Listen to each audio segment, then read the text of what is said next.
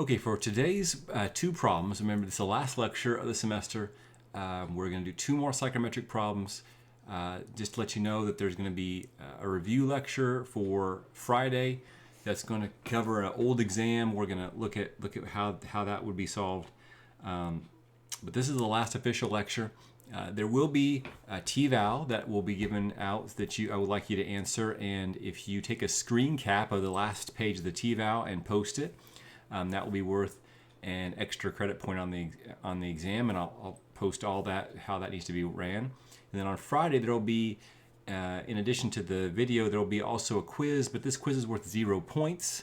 In quizzes, it's going to be worth 3 extra credit points when it comes to the final exam. So there's the 4 points you can have. Answer the 3 questions on Friday, and then provide me with a T-Val screenshot that says that you completed the T-Val, and we will be good to go. Okay, so today what I'm going to do for my psychometric example, I'm going to do something a little bit different. I'm going to do a problem that I've glanced over, but not done the calculations for, so we can kind of think through the thought process, and not me go through here with already understanding what the end result is. I'm going to look up properties with you. I'm going to do all of that with you, and I've put a psychometric chart here on the page. Maybe that will help us, because this one is going to be in SI units. So this one is dealing with a cooling tower. Now I do know what a cooling tower is, so I'll draw a cooling tower here. And you may have seen cooling towers around dealing with power plants. We have some here on the K-State campus, but they usually look like big boxes, and they have big fans here at the top of them, and these fans are going to be pulling air through some slats on the side of them. So there's going to be slats coming in here on the side here, and they're going to bring in air, and there's going to be basically hot water.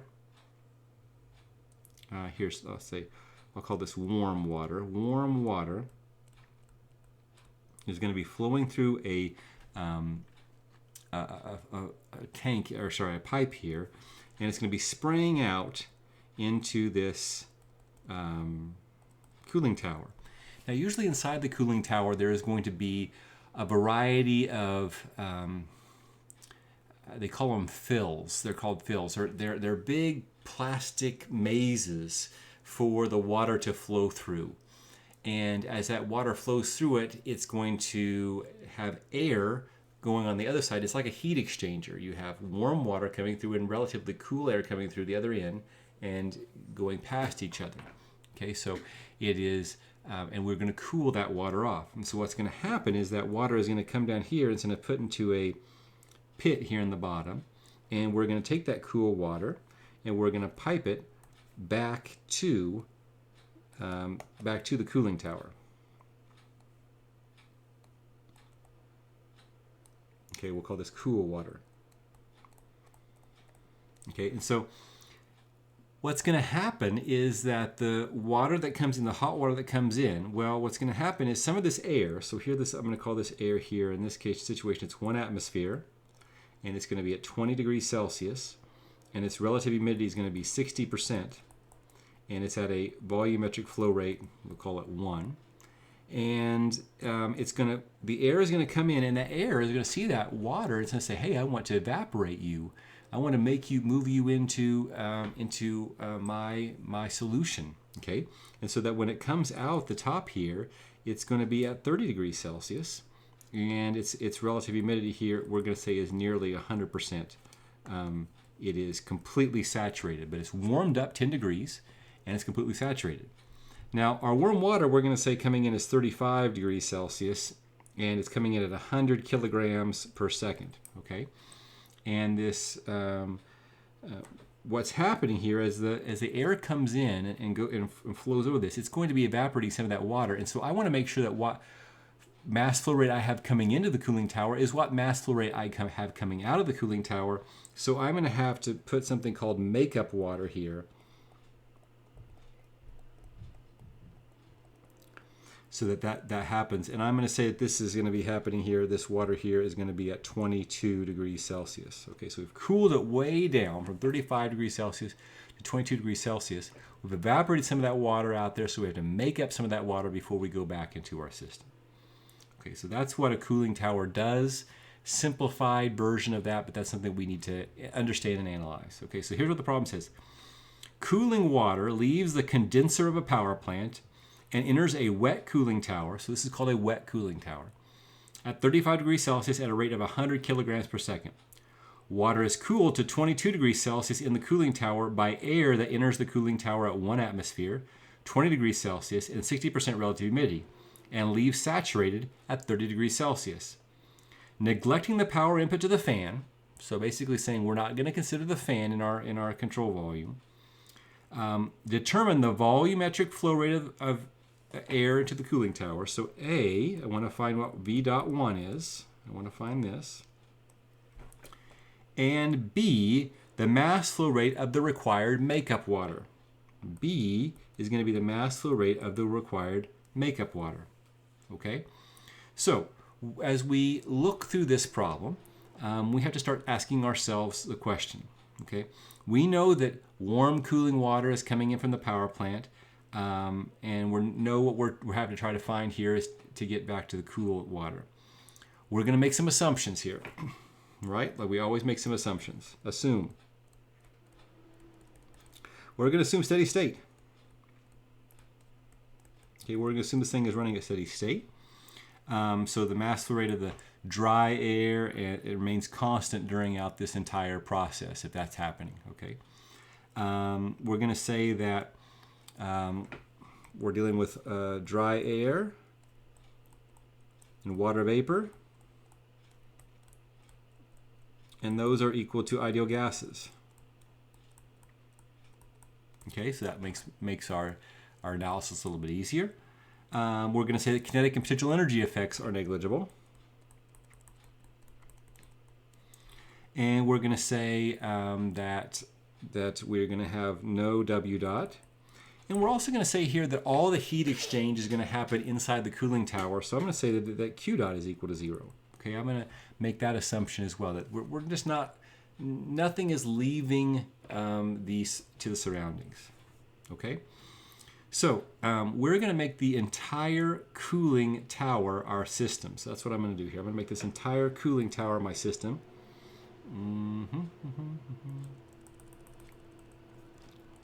This is going to be my system. And if I do that, I know here that I'm going to have, for my air, I'm going to say that my mass flow rate of my air at 1 is going to be equal to the mass flow rate of my air at 2. Okay, we're going to say that's the steady state situation we're running with, so I just can call this the mass flow rate of my air. Okay.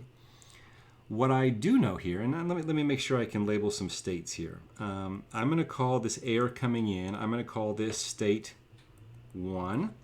I'm going to call the air coming out, I'm going to call this state 2. I'm going to call the water coming in state 3, and the cool water going out state 4. Okay, so that makes sure that we're keeping our numbering scheme consistent here. I'm going to also say that, because I already called air 1 and 2, I want to make sure I keep that consistent. I want to say that, let's talk about water. Okay, water coming in here. So if I look at the water balance,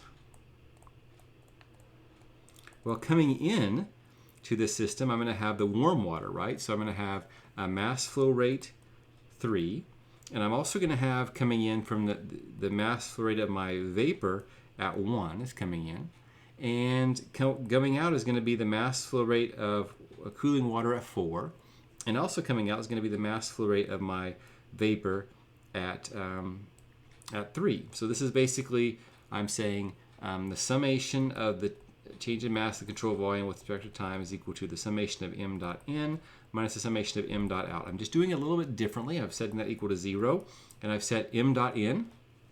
This here is m dot in, the summation of m dot in, and this here is a summation of mass flow rate exiting.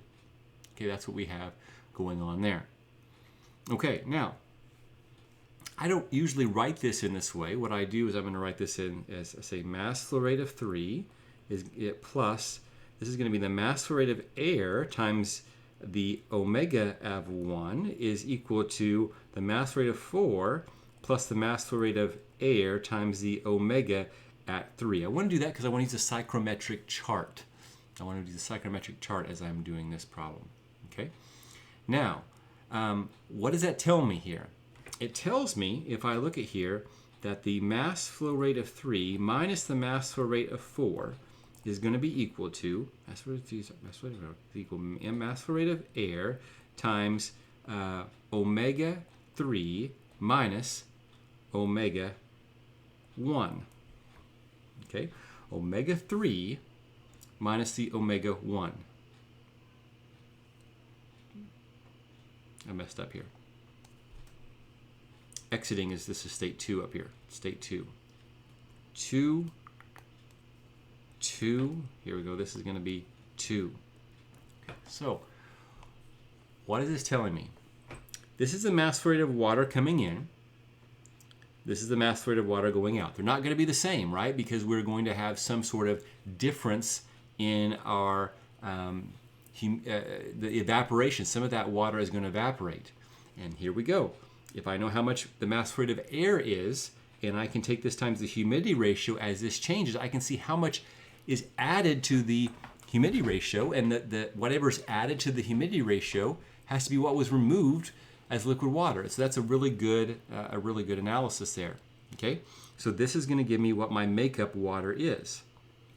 If I can find m.3 minus m.4, this is going to be equal to the mass flow rate of my makeup water. Okay, now, great and all. That's one of my questions here. That's what I wanted to find for part B, but I need to find out what that volumetric flow rate of that air is for me to calculate the mass flow rate of the air. And so that takes me back to my my first law. Okay, so I'm going to look at my first law. The change in energy of my control volume with respect to time is equal to Q dot minus W dot plus the summation of my mass flow rates in times my enthalpy in minus the summation of my mass flow rates exiting times my enthalpy exiting. Okay, we said this was steady state. Remember, we got rid of our kinetic and potential energy terms already. We said there's no heat transfer and there's no work. So we're left with the summation of mass flow rate in, enthalpy in, minus the summation of mass flow rate exiting times the enthalpy exiting. Well, what do we have coming in? Okay, we have coming in, we have mass flow rate of air at 1 times the enthalpy of air at 1, plus the mass flow rate of vapor at 1 times the enthalpy of the vapor at 1. Okay. We also have coming in plus the mass flow rate of liquid water at 3 times the enthalpy of liquid water at 3. Going out, we have the mass flow rate of air at 2 times the enthalpy of the air at 2, plus the mass flow rate of my vapor at 2 times the enthalpy of my vapor at 2. That's going out the top. And we also have the mass flow rate of 4 times the enthalpy at 4. That's what we have going out there. Okay. So if we look at this, we can do a little bit of rearranging here, and we can do this. 0 is equal to m dot air times HA plus omega HV1 plus, I'm going to write this as mass flow rate, no, I'm not going to do that, mass flow rate of 3 times enthalpy of 3 minus the mass flow rate of air, because it's the same here, mass flow rate of air 1 is the same as the mass flow rate of air at 2, times enthalpy of air plus omega times HV2. Okay, and then that's going to be minus mass flow rate 4 times enthalpy of 4. Okay, what I'm trying to find out here is my mass flow rate of my air. Okay, so I am going to write this way. I'm going to say mass flow rate of my air times HA plus omega HV1 minus HA plus omega HV2 is equal to, let's move everything else to the other side of the equation, mass flow rate of 4, enthalpy 4 minus the mass flow rate of 3 times the enthalpy of 3. Okay, mass flow rate of 3 times the enthalpy of 3. Now, notice what I'm going to be doing here. I'm going to say that I have calculated what m.3 minus m.4 is. Okay, what m.3 minus m.4 is. I have that information, but I have to deal with something there that is my enthalpy at 3 and my enthalpy at 4. Okay, so I can say here, what can I do here? I want to range, because I know what my mass flow rate is at 3, and I don't know what my mass flow rate is at 4, and I don't know what my mass flow rate of my air is. I have too many unknowns. So I have to combine someplace here. And so what I'm going to do here is I'm going to write this as mass flow rate of air times HA plus omega HV1 minus HA plus omega HV2 is equal to, I'm going to write this as, I'm going to solve this equation here for mass flow rate of, mass flow rate of 3. No, I know what mass flow rate of 3 is, so I'm going to solve for mass flow rate of 4. So mass flow rate of 4 is equal to the mass flow rate of 3 minus mass flow rate of air times omega 2 minus omega 1. Okay, and I'm going to substitute this in this equation. I'm going to say mass flow rate of 3 minus mass flow rate of air times omega 2 minus omega 1 minus mass flow rate of 3 enthalpy 3. Okay, that's what we have there. And this is all, I forgot to do this, it should be all times H4 minus mass flow rate of 3 times enthalpy of 3. Okay, what I did there was I tried to eliminate an unknown. And I think I've done that. Through that equation. Okay, I've had to combine two equations together. Okay, now, let's see what I have now. If I'm going to kind of expand this a little bit, I'm going to have mass flow rate of my air times the HA plus omega HV1 minus HA plus omega HV2 is equal to, this is going to be m dot 3 H4 minus m dot air omega 2 minus omega 1 H4 minus mass flow rate of 3 times enthalpy 3. Okay, so I'm going to combine some things on this side. I could say this is equal to mass flow rate of 3 times H4 minus H3 minus the mass flow rate of air times H times omega 2 minus omega 1 H4. Okay, now I don't want to deal with mass flow rate of air on the right hand side of the equation. I want to move mass flow rate of air all to the left hand side of the equation. A lot of algebra here. So I'm going to say mass flow rate of air times HA plus omega HV1 minus HA plus omega HV2 plus omega 2 minus omega 1 times H4. This all has to equal m dot 3 times H4 minus H3. Okay, there we go. Now, as we go through this equation, now we're going to say, all right, let's solve for my mass flow rate of air. My mass flow rate of air is going to be equal to m dot 3 times H4 minus H3, all divided by HA plus omega HV1 minus HA plus omega HV2 plus omega 2 minus omega 1 times enthalpy of 4. Okay, that's for solving for the mass flow rate of my air. Now the question is, can I find all of these values? And the answer is, I think yes. Okay, I know m dot 3, it was given to me in the problem statement. State 4 and state 3 are liquid water, and I was given the temperature of liquid water, so I'll use a liquid approximation to find H4 and H3. These are mixture enthalpies that I can find on my psychrometric chart, and I think I can find this one, and I think I can find this one, which also means that I can find out what my omega 2 and my omega 1 is, and I can also look up what H4 is in my psychrometric, or in my tables. And so let's start typing these things out, finding out what these values are, and putting them into the equation. So m dot 3, they told me this was 100 kilograms per second. Okay, now let's look up H3 and H4. Remember, H4 Temperature 4, this was at 22 degrees Celsius, and H3 was at 35 degrees Celsius. So I am going to go to my, this is probably not going to work because it's the last day. It probably is not going to work because it's the last day. It works. It works. Okay, here we go. We are going to go to our appendices, and we're going to go look up in our temperature tables at 22 degrees Celsius. Oh, there we go, 22 degrees Celsius. And we're going to look up what saturated liquid enthalpy is. 22 degrees Celsius, that is 92.33. Okay, 92.33. Okay, so here we go. 92.33. And then we have to look up 35 degrees Celsius. And there we go. We'll go down here to 35, which is right there. 146.68. 146.68. And this is going to give me kilojoules per kilogram. And this is kilogram of water. This is going to be kilograms of water per second. Okay, now divide all that by.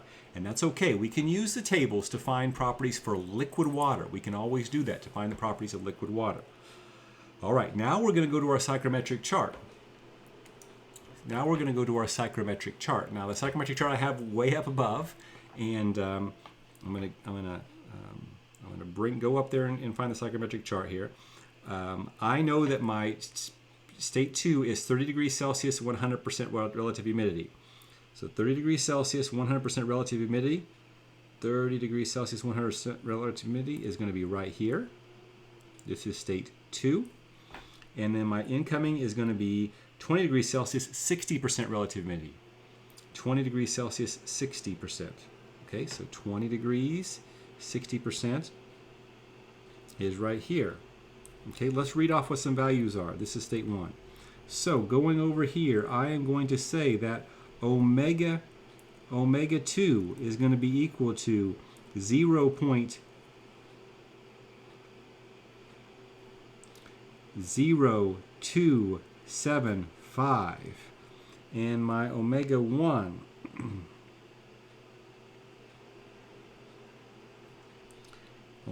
is equal to 0.00. I'm going to try that again so I can make sure I get the right value.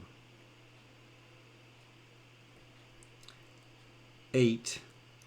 I'm going to say 0088. Okay, that's what I'm going to go with. Those are our two values. Now, what is our mixture enthalpy at those 2 points? Now, we'll go look up here.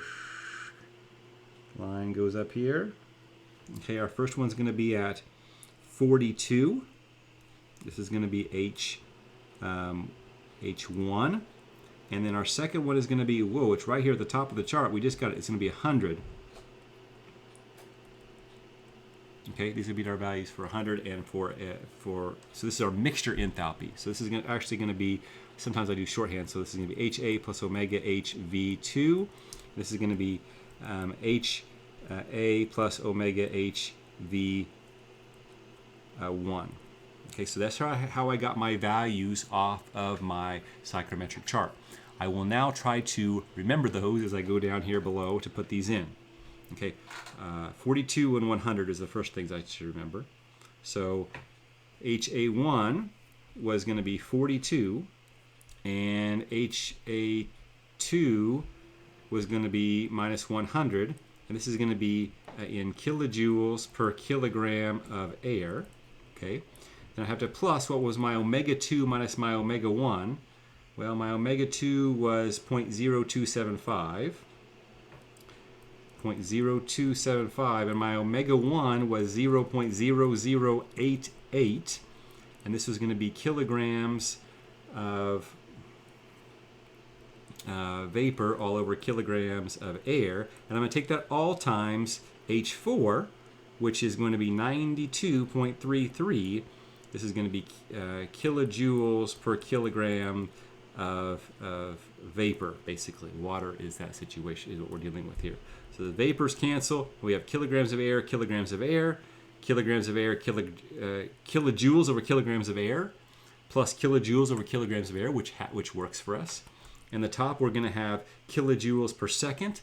And when we cancel all those things out, when we cancel kilojoules out, we're going to get kilograms of air per second, which is a mass flow rate, which is exactly what we need.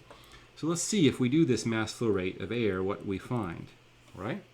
This is going to be equal to 100 times 92.33 minus 146.68. Okay, we're going to divide that by 42 minus 100. 42 minus 100 plus 0.0275 minus 0.0088, and take that all times 92.33. And I get a value there that is 96.58 kilograms per second. Okay, 96 kilograms per second. Now, I want to find out what the volumetric flow rate is. That's one of my. That's the first thing I want to find is the volumetric flow rate. Okay, the volumetric flow rate. Volumetric flow rate, which I call V dot, is equal also to be AV. Okay, and that's going to be at 1. We can find that. So M dot is equal to rho AV, or the volumetric flow rate over the specific volume. Okay, so if I can take the mass flow rate times the specific volume, I can get that to be equal to the volumetric flow rate, or V dot. Okay, sometimes I write that as V dot. So what do I do here? I know the mass flow rate. I just calculated that. Where do I find the specific volume of the air?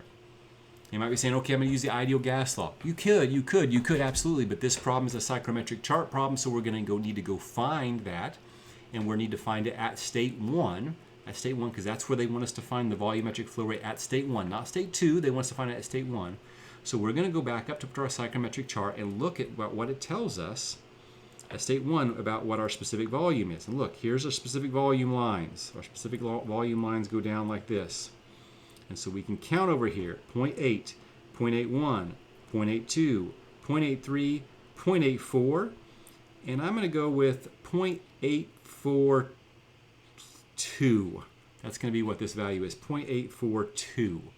Okay, so my volumetric flow rate at 1 is going to be 96.58 kilograms per second, and I'm going to take that times the specific volume at 1, which I said was 0.842 meters cubed per kilogram. And when I do that, I'm going to get that my volumetric flow rate is 81.32 meters cubed per second. That's how many meters cubed per second of air comes in at state 1. Okay. Now, the second part of our problem is to find out what is the makeup water. Okay, the mass flow rate, the makeup water. Makeup. Okay, and I've already given you that equation earlier here. And I've given you everything you need to plug and chug it. Okay, you know, if you were paying attention, that's up in your notes above there. You should just take the values, type some things in there, and you're going to be able to get your final answer. So that's what I'm going to have you do here for the quiz question. I know this is about 28 minutes on this problem. It's a sizable problem here, but that's what we need to do to get through this first problem here.